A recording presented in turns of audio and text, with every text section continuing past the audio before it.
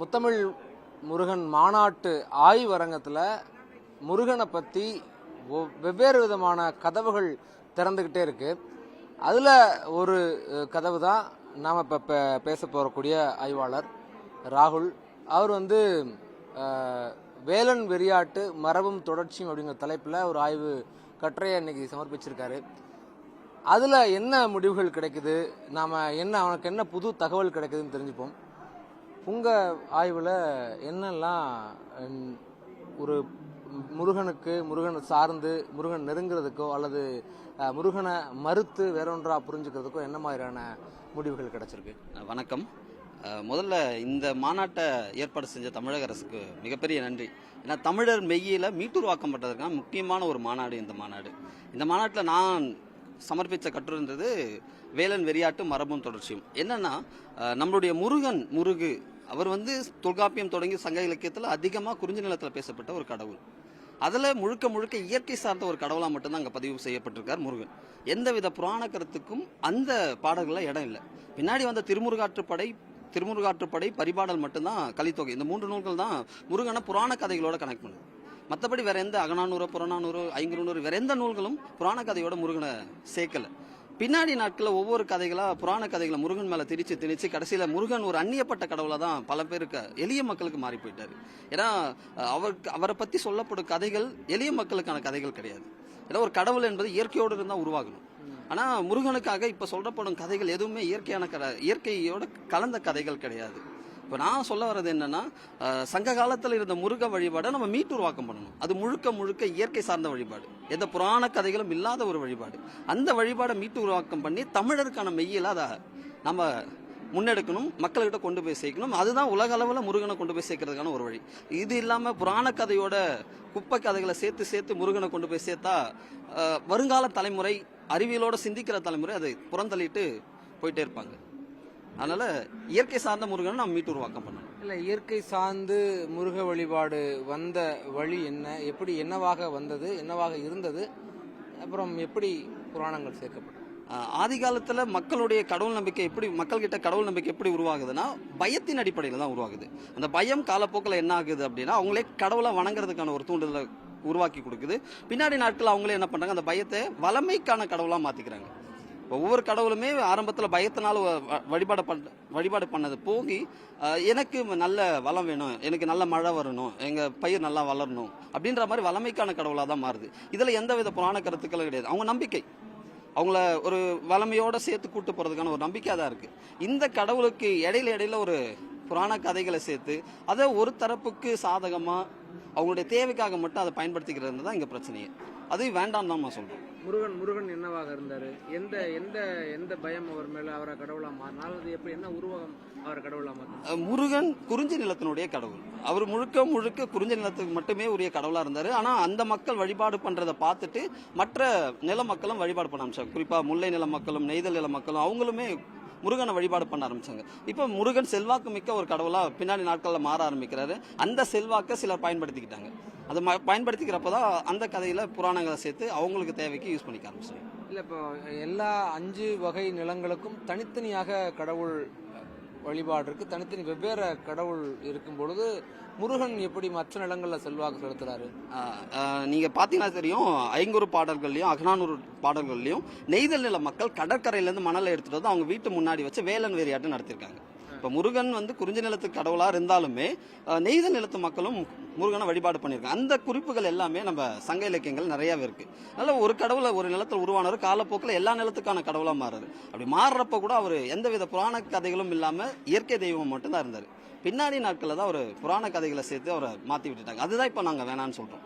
இல்ல, இயற்கை தெய்வம்னா இப்ப இவங்க எல்லாம் குறிஞ்சி நிலத்தோட தலைவனா இருந்து பின்னாடி வழிபாடப்பட்ட ஒரு மனிதராக, அதாவது வாழ்ந்து அப்படி ஆனவர் தானா? ஆமா, கண்டிப்பா. ஏன்னா வேலன் அப்படின்ற வார்த்தைக்கு பின்னாடி அதை பிரிச்சு நம்ம பார்த்தோம்னா, வே அப்படின்னா மறைத்தல் அல்லது மறைந்திருந்து தாக்குதல் அப்படின்றதான் பொருள்.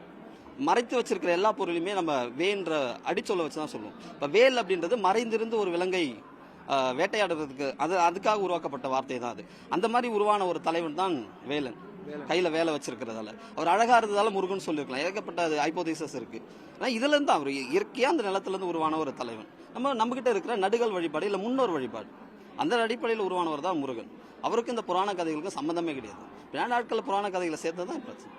ஓகே, புராண கதைகள் சேர்த்தனால என்ன இழப்பு ஏற்பட்டிருக்கு நினைக்கிறீங்க? இழப்பு என்னன்னா, அது எளிய மக்களுக்கான கடவுளா இல்லாம மேல்தட்டு மக்களுக்கான கடவுளா மாறி போயிட்டாரு. அதுதான் வருத்தம். இப்ப எளிய மக்கள் எல்லாருக்கும் இப்போ இந்த தலைமுறையில இப்ப எனக்கு அடுத்து வர தலைமுறை அறிவியலோட சிந்திக்கிறாங்க அப்படின்னா முருகனுக்காக சொல்லப்படும் கதைகளை கேட்டு அவங்க நம்புவாங்களா? அப்போ இந்த வழிபாட்டு முறை அப்படியே கொஞ்சம் கொஞ்சமா விலகி போயிட்டு வேற ஒரு வழிபாட்டு முறை இங்க வந்து தமிழ்நாட்டில் ஆதிக்கம் செலுத்தும். அப்படி ஆதிக்கம் செலுத்துறப்ப தமிழர் மரபு கொஞ்சம் கொஞ்சமா விட்டு போக ஆரம்பிக்கும். இப்ப தமிழர் ஒரு இனமே இல்லாம போகிறதுக்கான வாய்ப்புகளும் இருக்கு. சரி, ஓகே. இப்போ புராணம் சேர்ந்துருச்சு, உன்னோட ஒன்றா பிணைஞ்சிருச்சு, அந்த திரை விளக்க முடியுமா அல்லது விலக்கி பார்ப்பாங்களாங்கிறது தெரியாது. பட் நாம் வந்து திரைக்கு பின்னால் இருக்கக்கூடிய உண்மையான முருகன் யாருன்னு நீங்கள் சொல்லுங்க. யாரு உண்மையான முருகன் என்பவன் நம்ம இயற்கையோட கலந்த முருகன். இயற்கை தான் முருகன். ஒரு தலைவன், எனக்காக போராடின ஒரு தலைவன். நான் ஒரு நம்பிக்கையின் அடிப்படையில் அவனை வணங்குறேன், அவ்வளோதான். வேற எந்த காரணமும் எனக்கு தேவையில்லை. என்னுடைய முன்னோர்கள் வழிபட்டாங்க, என்னுடைய சமூகத்துக்காக அவர் போராடினாரு. அதனால் நான் வழிபாடு பண்ணுறேன், நானும் வழிபாடு பண்ணுறேன். அதாண்டி வேற எந்த காரணமும் எனக்கு தேவையில்லை. என்னுடைய கடவுள். அப்போ இன்னைக்கு முருகன் வழிபாடு ஒரிஜினலா இன்னும் யார்கிட்டலாம் இருக்கு? அது என்னவாகவெல்லாம் இருக்கு? நிச்சயமா இன்னைக்கும் சங்க காலத்துல வேலன் வெறியாட்டு மரபு நடத்தி முருகனை வழிபாட்டாங்க. அந்த வழிபாட்டு முறை இன்னும் பழங்குடியின மக்கள்கிட்டயும் எளிய மக்கள்கிட்ட, நாட்டார் தெய்வங்களை வணங்கக்கூடிய மக்கள்கிட்ட இன்ன வரைக்கும் இருக்கு. ஏன்னா வேலன் வெறியாட்டு மரபினுடைய அந்த வெறியாட்டினுடைய முக்கிய நிகழ்வு பலியிடுறது. ஆட்டை பலியிடுறதான் அந்த சடங்குடைய முக்கிய நிகழ்வா இருக்கும். அந்த ஆட்டை பலியிடுறதோ கோழியை பலியிடுறதோ யாருக்கிட்ட இருக்குன்னா இருந்துட்டு இருக்கு. அந்த மக்கள் இன்னமும் அந்த வேலன் வெறியாட்டு மரபை வேற மாதிரி வணங்கிட்டு தான் இருக்காங்க.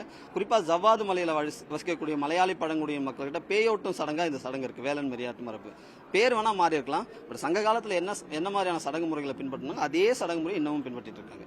ஒவ்வொரு எளிய மக்களும், குறிப்பா நாட்டார் கிராமங்களில் வசிக்கக்கூடிய நாட்டார் தெய்வங்களை இல்ல முன்னோர் தெய்வங்களை வழிபாடு பண்ணக்கூடிய எல்லா மக்கள்கிட்டும் முருகன் அல்லது வேலன் என்ற பெயர்ல இன்னமும் இருந்துட்டு தான் இருக்கு.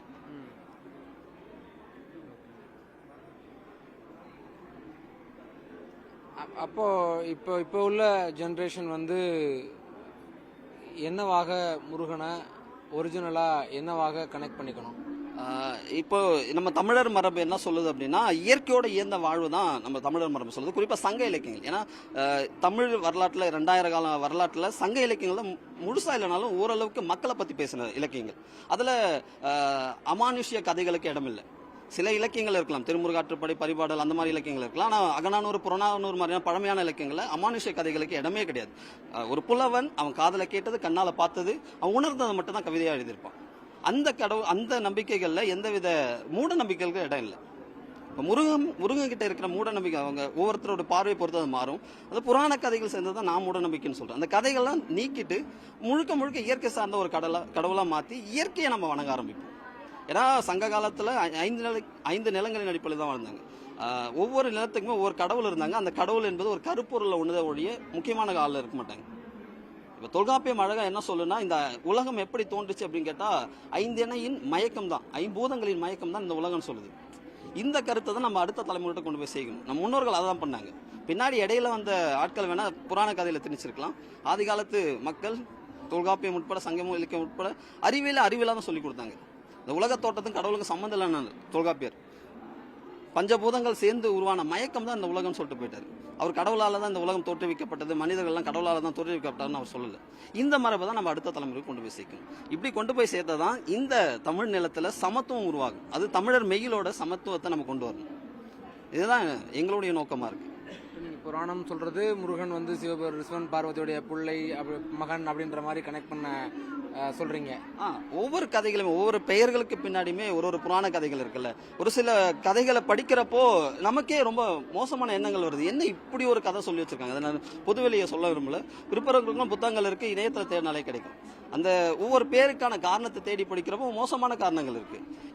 இதை எப்படி குழந்தைகிட்ட நம்ம சொல்ல முடியும்? இதை படிக்கிற குழந்தை எப்படி சக மனுஷனை நேசிக்கிற ஒரு குழந்தையா மாறும்? இயற்கையை நேசிக்கிற, இயற்கையோட இயந்த கடவுளை நம்ம சொல்லி கொடுக்குறப்போ அந்த குழந்தையும் சக மனுஷனை நேசிக்கும். எதிர்கால சந்ததிக்கு அழகான உலகத்தை கொடுத்துருக்கும். அதான் நம்ம கொடுக்கணும். ஓகே, இப்போ எனக்கு வந்து முருகன் இன்னமும் தொடர்றாரு, அதாவது வேலன் வெறியாட்டு வந்து இன்னமும் பழங்குடி மக்கள்கிட்ட தொடர்றாரு அப்படின்னா, அப்போ நீங்க மற்ற நிலங்கள்லையும் அவர் ஆதிக்கம் செலுத்தியிருக்கான்றீங்க. மற்ற நிலத்தில் கூடிய எளிய மக்கள்கிட்டையும் அது வெவ்வேறு வகையாக தொடருதா? கண்டிப்பா தொடருது. ஏன்னா வேலன் வெறியாட்டு நிகழ்த்தக்கூடிய குறிஞ்சிநில மக்கள் குறிஞ்சி நில மக்கள் சமநிலத்தில் வசிக்கக்கூடிய இப்போ மருது நிலத்தில் இருக்கக்கூடிய மக்கள்கிட்டையும் அந்த வேலன் வெறியாட்டு மரபு கொஞ்சம் மாறி இருக்கு. இப்போ சாமியாடின்னு நம்ம சொல்லுவோம். அவர் அணியிற அணிகலன்கள் மாதிரியே தான் சங்க காலத்தில் இருந்த வேலனும் அணிஞ்சிருக்காரு. அவர் தான் வெறியாட்டு நிகழ்த்துவார். அவரும் அதே அணிகலன் தான் அணிஞ்சிருக்காரு. இந்த சாமியாடிகளும் அதே வேலையை தான் பார்த்துட்டு ஏதோ ஒரு விலங்கை பலியிடுறாங்க. இதே தான் அவரும் பண்ணாரு. அப்போ ஆமா, வேலன் ஆட்டை தான் பலியிடுவார். அது ஒரு சடங்கா நடத்துவாங்க. ஒரு பெண் வந்து காதல் வயப்படுவா. அந்த காதல்னால அந்த பொண் உடல் மெலிஞ்சு போவா. அந்த உடல் மெலிதலை பார்த்து அவங்க அம்மா பயந்துட்டு வேலன் கிட்ட கூட்டு போயிட்டு வெறியாட்டம் நடத்துவாங்க. இதன் வழியா அந்த பொண்ணு மேல இறங்கி இருக்கிற முருகு வெளியே போயிடும் அப்படின்றது அவங்களுடைய நம்பிக்கையா இருந்துச்சு. ஆனா சங்க இலக்கியங்கள் பல இடத்துல அவங்களே சொல்லுவாங்க, அதெல்லாம் கிடையாது, நான் காதல் செய்வதனால தான் என் உடல் மெலியுது அப்படின்னு சொல்லிட்டு அந்த தலைவிக்கு நல்லாவே தெரியும். சரி, அம்மாவுடைய விருப்பத்தை நிறைவேற்றணுன்றதுக்காக அவங்கள சடங்குல போய் நிற்பாங்க. ஒரு சடங்கு மாதிரி தான் பண்ணாங்க. கூடவே அவங்க அந்த சடங்கு வந்து பெண் பேயோட்டுறது மட்டும் இல்லாம அந்த பருவத்துல நல்ல மழை வரணும், நல்ல விவசாயம் நடக்கணும், நல்ல வளங்கள் எல்லாம் வந்து சேரணும் அப்படின்றத அவங்களோட நோக்கம், முதன்மையான நோக்கமா இருந்துச்சு. ஓகே, இப்போ உங்களுடைய முடிவுகள் என்ன? அதாவது உங்க மொத்த ஆய்வுல என்ன ஃபைண்டிங்ஸ்? நான் சொல்ல வர்றது என்னன்னா, இயற்கையோட இயந்த கடவுளை நம்ம அடுத்த தலைமுறைக்கு கொடுப்போம். எந்தவித அறிவியலுக்கு புறமான கருத்துக்களை திணிச்சு ஒரு கடவுள் நம்பிக்கையை மாணவர்களுக்கு அடுத்த தலைமுறைகிட்ட கொடுக்கறதுக்கு பதிலாக இயற்கை தான் கடவுள், இயற்கையிலேருந்து உருவானவங்க தான் கடவுள், நம்ம முன்னோர்கள் தான் கடவுள், அவங்கள வணங்குவோன்னு சொல்லி நம்ம அடுத்த தலைமுறைகிட்ட சொல்லிக் கொடுப்போம். இப்போ நீங்க சொன்னீங்க, இப்போ ஒருவேளை இவங்க இப்போ உள்ள புராணங்களோட முருகனை பார்த்தா லாஜிக்கோட திங்க் பண்ணா அவன் மொத்தமா முருகனையே விட்டுருவான்னு சொல்றீங்களா? மொத்தமா விட மாட்டாங்க. ஏன்னா இன்னும் நம்ம சிந்திக்கிறதுக்கான ஒரு வேலையை இந்த சமூகத்துக்கு நம்ம செய்யல. நிச்சயமா செய்யல. பள்ளிக்கூடங்களும் செய்யல, கல்லூரிகளும் அந்த வேலையை செய்யவே இல்லை. ஒரு புத்தகத்தை கொடுத்துட்டு ஆமா இதெல்லாம் உண்மை அப்படின்னு நம்ம சொல்லி கொடுத்துட்டு இருக்கோம். வேற எதையுமே பண்ணல. அந்த பையனுக்கு சிந்திக்கிற அறிவை நம்ம கொடுத்துட்டோம்னா அவெல்லாம் தூக்கி போட்டு போயிடுவாங்க. அது கண்டிப்பா நடக்கும். இன்றைய காலகட்டத்தில் நவீன யுகம், ஏஐ மாதிரியான தொழில்நுட்பம் வந்ததுனால கண்டிப்பா சிந்திக்க ஆரம்பிப்பாங்க. இப்படி சிந்திக்கிறப்ப நிச்சயமா இந்த மரபு நம்ம கிட்ட இருந்து விட்டு போகும். இல்லைன்னா வேற ஒரு மரபு நம்ம தமிழ்நிலத்துல வந்து ஆக்கிரமிப்பு பண்ணும். அது நமக்கு அப்போ அது எதிர்காலத்துல என்ன மாதிரியான இழப்புகள் ஏற்படுத்தும்? கண்டிப்பா. திருவள்ளுவர் என்ன சொல்றாரு? பிறப்புக்கும் எல்லா உயிர்க்கும். அதுதான் நம்மளுடைய மரபா இருக்கு. கண்டிப்பா வேற ஒரு அவங்களுடைய சமயமோ இல்ல வேற ஒரு தத்துவமோ நம்ம நிலத்துல வந்து சேர்றப்போ நிச்சயமா இங்க இருக்கிற காலங்காலமா நாம நம்புற விஷயங்கள் எல்லாமே உடைஞ்சு போகும். நம்ம வேற ஒரு ஆளா மாறி நிற்போம். பெருமையா சொல்லிக்கிறோம், ஒரு 5000 ஆண்டுகள் பழமையான மொழி தமிழ் மொழி, தமிழர் அப்படின்னு சொல்லிட்டு பெருமையா சொல்லிட்டு இருக்கோம். அந்த மரபை அப்படியே அடுத்த தலைமுறைக்கு கொண்டு போவோமா அப்படின்றது பெரிய கேள்விக்குறி. ஏன்னா அதுக்கான வாய்ப்புகள் குறைஞ்சிக்கிட்டே வருது. அப்படியே கொண்டு போறதுக்கு உங்களுடைய ஆய்வுகள் ஏதாவது சஜஷன்ஸ் இருக்கா? ஆய்வுகள்னா நம்ம சங்க இலக்கியத்தை முழுமையா படிப்போம், மாணவர்களை சிந்திக்க வைப்போம், சங்க இலக்கியத்தை சொல்லி சிந்திக்க வைப்போம். அதுதான் நம்ம முக்கியமா செய்ய வேண்டிய ஒரு விஷயம். சிந்திக்க ஆரம்பிச்சனால இங்க சமத்துவமும் சகோதரத்துவமும் ஈஸியா வந்துடும். இயற்கையை நேசிக்க கற்றுக் கொடுக்கும். அது ரொம்ப ரொம்ப முக்கியம். இயற்கையை நேசித்தாலே ஒவ்வொரு மனிதனும் சக மனுஷன் நேசிக்க ஆரம்பிச்சிடும். இதுதான் நம்ம சங்க இலக்கியங்களும் சரி, தொல்காப்பியமும் சரி, திருக்குறளும் எல்லா இலக்கியங்களும் சொல்லுது. அதை நம்ம பின்பற்றுறதுக்கு மாணவரை ஊக்குவிப்போம். முருகன் தமிழர் நிலத்தினுடைய கடவுள் அப்படின்னு ரொம்ப மேலோட்டமாக முருகனை பொது சமூகம் தெரிஞ்சு வச்சிருக்கோம்.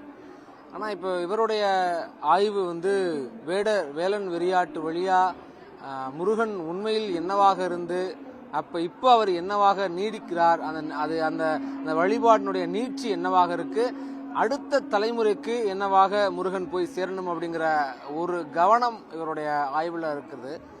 ரொம்ப முக்கியமாக முருக வழிபாடுங்கிறது அடிப்படையில் இயற்கையானது, அடிப்படையில் இயற்கை வழிபடுவது, அடிப்படையில் சமத்துவத்தை முன்வைப்பது அப்படிங்கிற ஒரு பார்வையை இவருடைய ஆய்வு சொல்லுது.